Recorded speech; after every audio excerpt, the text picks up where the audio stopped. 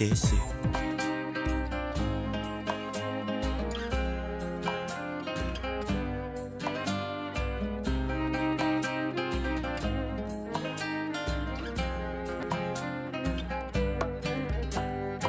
Je vais vous parler maintenant du développement embryonnaire. Et ce développement embryonnaire part de la nidation jusqu'à l'accouchement. Donc il y a deux parties dans ce développement embryonnaire. La première partie, c'est la gestation, appelée encore la grossesse, et la deuxième partie, c'est l'accouchement, après, qui va mettre fin à ce développement embryonnaire. Je vais vous parler d'abord de la grossesse, la gestation. Il faut retenir que la grossesse commence dès le jour de la nidation et prend fin au bout de 9 mois par l'expulsion du bébé. Ça veut dire quoi? Ça veut dire que si la grossesse commence, il arrive que normalement qu'au 9e mois, les organes sont mûrs. En ce moment-là, il y aura accouchement. Si au bout de 9 mois, là, les organes ne sont pas encore mûrs, les organes du fœtus ne sont pas mûrs, là, la grossesse peut éventuellement dépasser, c'est-à-dire aller au-delà de 9 mois. Donc la grossesse commence par la nidation et prend fin au bout de 9 mois par l'expulsion du bébé. Et cette grossesse est caractérisée par deux phases, à savoir ce qu'on appelle une phase embryonnaire, puis une deuxième phase qu'on appelle la phase fœtale. Qu'est-ce qui caractérise la phase embryonnaire? D'abord, c'est une phase qui va du premier au 2e mois. Et on l'appelle phase embryonnaire parce que là, la forme humaine n'apparaît pas encore. C'est pour vous dire que pendant la phase embryonnaire, l'embryon humain ressemble beaucoup à l'embryon d'un poisson, à l'embryon d'un amphibien, à l'embryon d'un reptile, à l'embryon d'un oiseau, ainsi de suite. Il y a même une queue, mais qui va disparaître plus tard. Et les événements essentiels qui se produisent pendant la phase embryonnaire, c'est la mise en place des différents organes. Le premier organe qui se met en place d'abord, c'est le cœur. D'ailleurs, le cœur, lorsque la grossesse a 26 jours, déjà le cœur est déjà formé et commence même déjà à bouger, à se contracter. Et après le cœur vont se former les autres organes tels que le système nerveux, tels que les poumons, ainsi de suite. Voilà en gros ce qui caractérise la phase embryonnaire. Après les 2 mois, lorsqu'on entame le 3e mois, là ça marque la phase qu'on appelle, une deuxième phase qu'on appelle la phase fœtale. Et ce qui caractérise cette phase fœtale, c'est que à partir du 3e mois, la forme humaine apparaît. Ça veut dire pendant la phase fœtale, on peut bien distinguer la tête du bébé et les 4 pattes. Voilà. Et après la phase fœtale, qui dure du 3e mois jusqu'au 9e mois, il y aura maintenant l'accouchement. Comment ça se fait l'accouchement? L'accouchement commence une fois que les différents organes du fœtus sont mûrs. Ça veut dire que si les organes deviennent mûrs avant le 9e mois, là, sans aucun problème, la femme peut accoucher. Il suffit que les organes soient mûrs et en ce moment-là, l'accouchement sera enclenché. Comment ça se passe? Dans un premier temps, il y aura d'abord des contractions de l'utérus qui vont commencer quelques heures avant l'accouchement. Des contractions de l'utérus commencent et le col va s'ouvrir. Et là, les douleurs sont intenses et en ce moment-là, la femme est obligée d'être en contact, en relation, en contact avec son gynécologue pour pouvoir l'assister. Donc, il y a des contractions de l'utérus qui commencent et le col s'ouvre.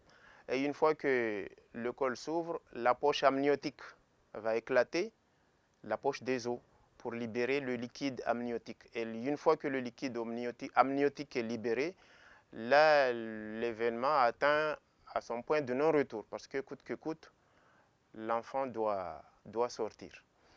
Et enfin, qu'est-ce qui va se passer? L'enfant va sortir par la tête, dans les conditions normales, naturelles, l'enfant sort par la tête. Et lorsque l'enfant est sorti, là, le médecin va couper le cordon ombilical. Et 30 minutes après la sortie du bébé, des contractions de l'utérus vont expulser le placenta.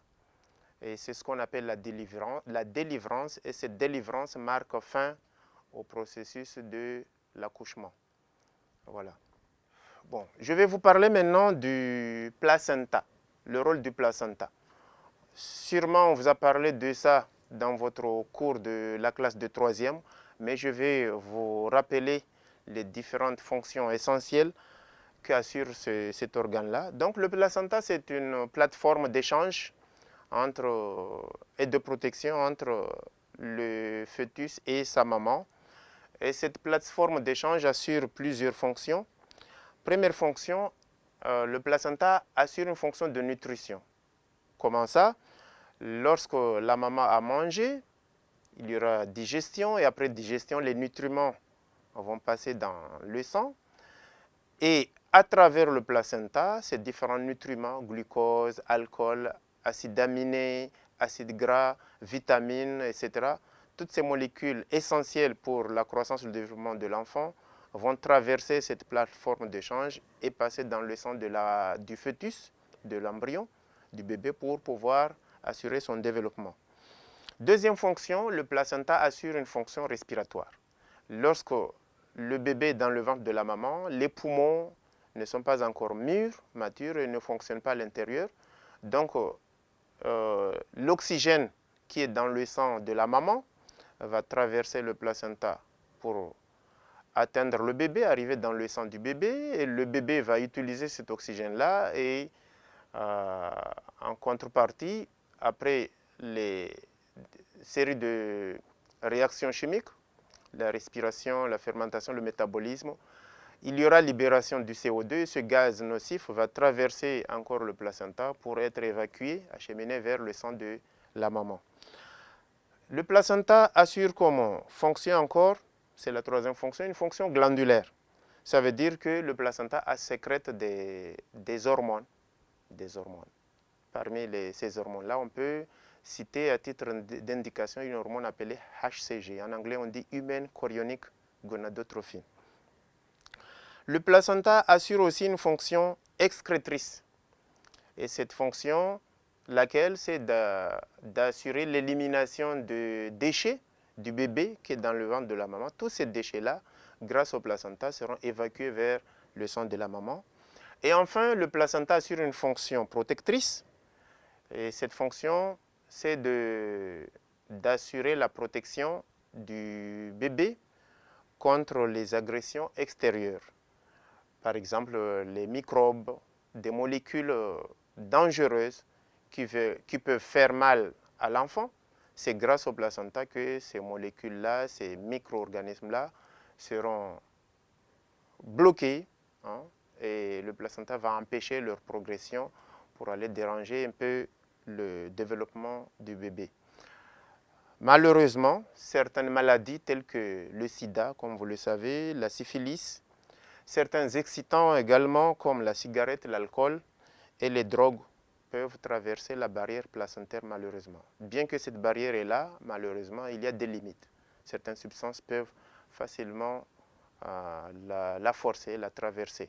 C'est la raison pour laquelle au cours de la grossesse, il est déconseillé à la femme de fumer ou bien il est déconseillé au mari qui vit avec la femme de fumer dans une même pièce que sa femme parce que si le mari fume, en ce moment-là, la femme va inhaler cette nicotine et cette nicotine, une fois que la femme va l'inhaler, ça va passer dans le sang et peut aller par exemple traverser le placenta et atteindre l'enfant et c'est cette substance-là qui peut être à l'origine d'un accouchement prématuré ou bien d'une malformation du bébé. Donc il faut faire très attention.